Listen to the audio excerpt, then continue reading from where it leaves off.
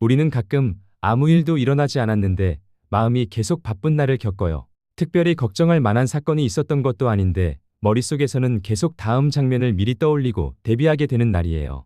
아직 오지 않은 일들을 하나씩 상상하면서 혹시 놓친 건 없는지, 더 준비해야 할 건 없는지 계속 확인하게 되죠. 이 상태를 우리는 보통 불안하다고 부르지만 뇌의 관점에서 보면 이건 감정의 문제가 아니라 예측 시스템이 과열된 상태에 가깝습니다.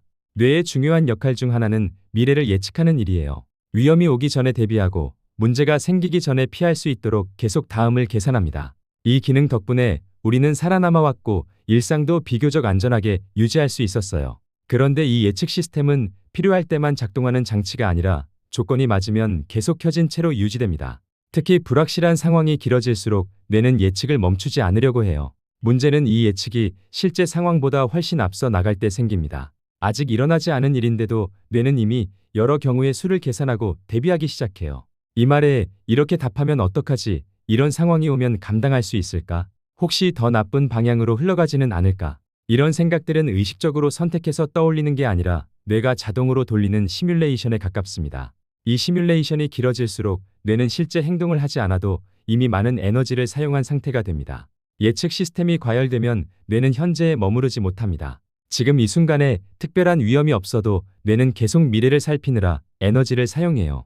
그래서 몸은 가만히 있는데도 마음이 쉬지 못하고 하루 종일 아무 일도 안 한 것 같은데 유난히 피곤한 느낌이 남습니다. 이 피로는 행동의 결과가 아니라 생각이 미리 움직인 데서 오는 피로예요.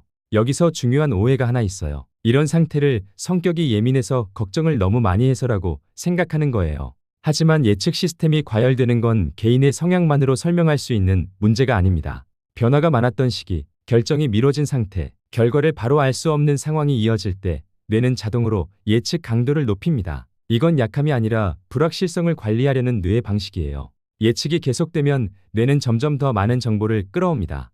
이미 지나간 경험, 과거의 실수, 다른 사람의 반응 같은 것들을 다시 불러와 미래에 대비하려고 해요. 그래서 별일 아닌 말 한마디가 오래 남고 이미 끝난 장면을 다시 떠올리며 다른 선택지를 상상하게 됩니다. 이 과정 자체가 잘못된 건 아니지만 멈추지 않고 계속될 때 뇌는 쉽게 지칩니다. 이 상태에서는 그만 생각하자는 말이 잘 통하지 않습니다.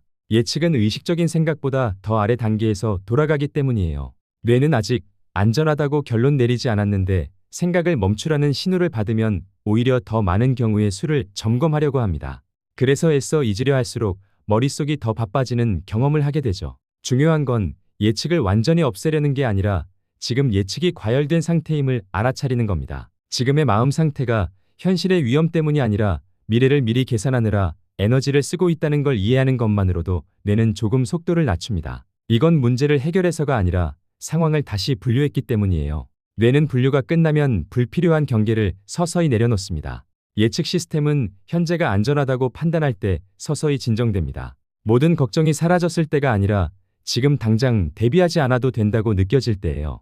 그래서 어떤 날은 문제가 그대로 남아있는데도 마음이 한결 가벼워지고 어떤 날은 아무 일도 없는데 계속 긴장된 상태로 남아있기도 합니다. 이 차이는 감정의 깊이가 아니라 뇌의 예측 판단에 달려 있어요. 지금 당신의 머릿속이 유난히 바쁘다면 그건 당신이 약해서가 아니라 뇌가 아직 미래를 내려놓지 못했기 때문일 수 있습니다. 계속 생각이 이어진다고 해서 잘못 살고 있는 것도 아니고 통제력이 부족한 것도 아니에요.